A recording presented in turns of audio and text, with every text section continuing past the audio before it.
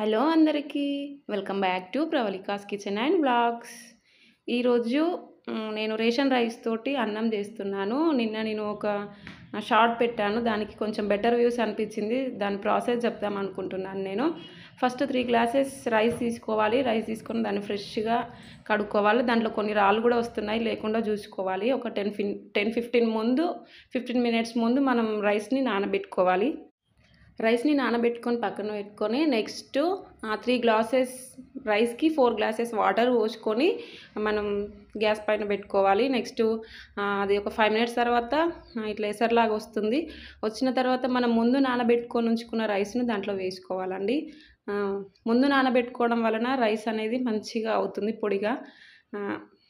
అప్పటిదప్పుడు చేసినా కూడా బెటర్గానే వస్తుంది. బట్ ముందు నానబెట్టుకోవడం వలన కొంచెం పొడి పొడిగా వస్తుందని నా ఆలోచన అండి.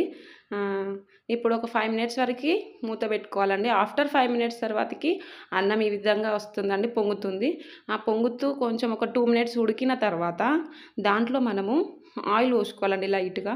ఆయిల్ పోసుకోవడం వలన ఏంటిదంటే అన్నం అనేది మెత్తగా దగ్గరికి కాకుండా విడివిడిగా అవుతుంది. అన్నం బాగుంటుందండి, టేస్ట్ కూడా. నెక్స్ట్ 5 మినిట్స్, ఆఫ్టర్ 5 మినిట్స్ అన్నం ready. First time voice over ఇస్తున్నానండి. ఏమైనా మిస్టేక్ ఉంటే అడ్జస్ట్ చేసుకోండి. First video and first voice over. Please subscribe my channel. Thank you for watching. Bye bye.